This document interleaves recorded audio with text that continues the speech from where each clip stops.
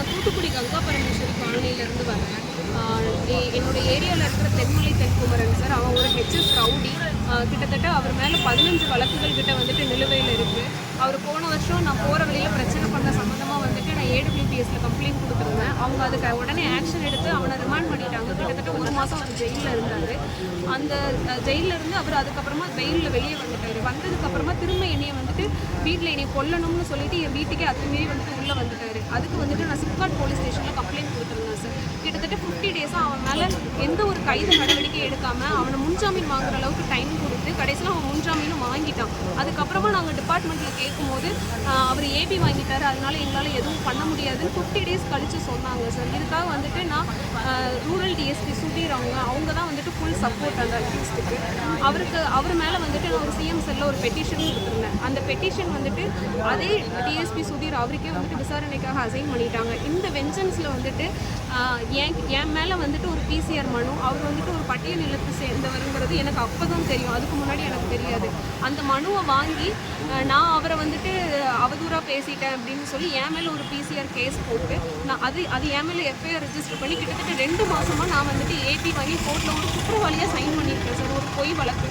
அதுக்கப்புறமா வந்துட்டு DIG Tirunelveli DIG சாரை பார்த்து அவங்க அதுக்கப்புறம் அந்த கேஸோட இன்வெஸ்டிகேஷன் ஆஃபீஸரை வேறு ஒரு நேர்மையான ஒரு ஆஃபீஸருக்கு மாற்றி அதை வந்துட்டு மிஸ்டேக் ஆஃப் ஃபேக்ட்ஸ் அப்படின்னு சொல்லி, அதாவது இது என்னை பழி வாங்கணுங்கிற ஒரே ஒரு நோக்கத்துக்காக போட்டப்பட்ட புகார் அப்படின்னு சொல்லி கோர்ட்டில் ஃபைல் பண்ணி இப்போ அதை MOF பண்ணிட்டாங்க. இந்த 2வது இன்சிடென்ட் ஆனதுக்கப்புறமா மே மாதம் திரும்பவும் என்கிட்ட பிரச்சனை பண்ணது சம்மந்தமாக அதே சிப்காட் ஸ்டேஷனில் நான் கம்ப்ளைண்ட் கொடுத்துருந்தேன் சார். அதுவும் FIR பண்ணாங்க. FIR பண்ணது உடனே பண்ணிட்டாங்க. பட் அதுக்கப்புறம் எந்த ஒரு ஆக்ஷனுமே எடுக்கலை. கிட்டத்தட்ட 5 மாதம் ஆயிடுச்சு. இன்ன வரைக்கும் அவர் வந்துட்டு அவரோட வீட்டில் தான் இருக்கிறாரு. அதுக்கப்புறம் திரும்பவும் வந்துட்டு ஆகஸ்ட் மாதம் திரும்பவும் பிரச்சனை பண்ணி அதே சிப்காட் ஸ்டேஷனில் திரும்பவும் FIR ஆகிருக்கு. அப்போ இந்த 2 FIRக்கும் கடைசியான 2 FIRக்கும் எந்த ஒரு ஆக்ஷனுமே எடுக்கலை. இதுக்கு வந்துட்டு நான் இதை வந்துட்டு சுட்டி காட்டி இந்த மாதிரி மே மாதம் போட்டு 5 மாதம் ஆகியும் அவரை வந்துட்டு இன்ன வரைக்கும் கைது பண்ணுறதுக்கு தூத்துக்குடி காவல்துறை தரப்பில் வந்துட்டு எதுவும் பண்ண மாட்டேங்கிறாங்க, ஸ்டெப் எடுக்க மாட்டேங்கிறாங்கன்னு சிஎம் செல்லில் வந்துட்டு ஒரு கம்ப்ளைண்ட் கொடுத்துருவோம். அது வந்துட்டு தூத்துக்குடி சூப்பரண்ட் ஆஃப் போலீஸ் அவங்க ஆல்பர்ட்டான் அவங்களுக்கு வந்துட்டு அசைன் ஆகிருந்தது. அந்த இதுக்கு வந்துட்டு நேற்று அவங்க ஒரு ரிப்ளை போட்டிருக்காங்க.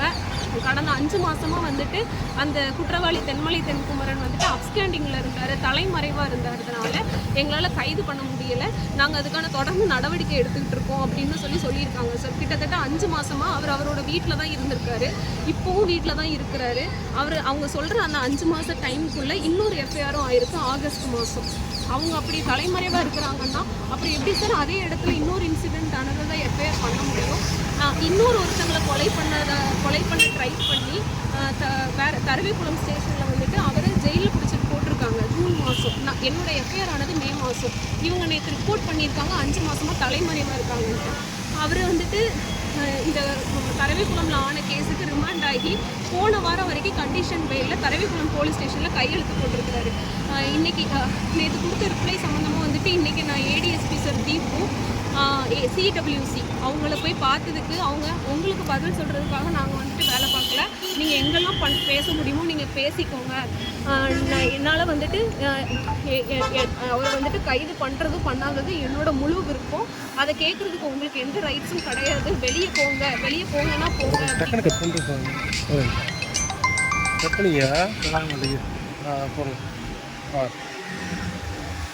வெளியே போங்கன்னா போங்க அப்படின்னு ஒரு நாயை துரத்துற மாதிரி எங்களை வந்துட்டு இன்றைக்கி துரத்திட்டாங்க சார்.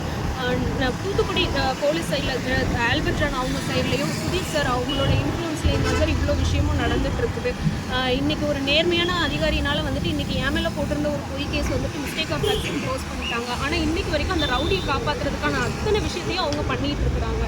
இப்போ 5 மாதம் கழிச்சு திடீர்னு இப்போ அவர் வந்துட்டு ஏபிக்கு கோர்ட்டில் அப்ளை பண்ணியிருக்காரு சார். ஆனால் அது டிஸ்மிஸ் ஆயிடுச்சு, இன்னும் அவருக்கு ஏபி கிடைக்கல. இப்போ அவனை அரெஸ்ட் பண்ணணும்னு நினச்சா கூட அவங்களால பண்ண முடியும். ஆனால் இது பண்ணாதது எங்களோட விருப்பம் அப்படின்னு தீபு சார் பேசுகிறது வந்துட்டு பியூர்லி வந்துட்டு இது ஒரு பிளான்டு மாதிரி இருக்குது சார் அவங்க பண்ணுற விஷயம். ஸோ அதனால் அந்த ரவுடியை வந்துட்டு இப்போ அரெஸ்ட் பண்ணணும்.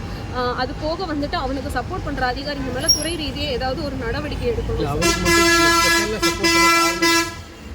சார். அவங்களுக்கு பொலிட்டிக்கல் ரீதியாக ஏதாவது இருக்குதா என்னன்னு எனக்கு வந்துட்டு ஃபுல்லாக தெரியல சார். பட் ஏதோ ஒரு பெரிய ஸ்ட்ராங்கான சப்போர்ட் இல்லாமல் இவ்வளோ பேரும் அவருக்கு சப்போர்ட் பண்ணுறதுக்கு எந்த ஒரு காரணமும் இருக்க முடியாது சார். அப்நார்மலாக ஒரு ஹெச்எஸ் ரவுடிக்கு எப்படி சார் இன்ன வரைக்கும் அவங்க வந்துட்டு ஹெல்ப் பண்ணுறாங்கன்னு எனக்கு தெரியல. அது யாரோட இன்ஃப்ளூயன்ஸில் பண்ணுறாங்கன்னு எனக்கு தெரியல. அவரால் உங்களுக்கு வேறு என்ன மாதிரியான த்ரெட்டிங் சார் எனக்கு என்னோட உயிருக்கு வந்துட்டு தொடர்ந்து த்ரெட்னிங் இருக்குது சார். அதனால இப்போ வந்துட்டு ஹைகோர்ட் ஆர்டர் வந்துட்டு எனக்கு பிஎஸ்ஓ கொடுக்க சொல்லி வந்துட்டு ஹைகோர்ட் ஆர்டர் ஆயிருக்கு.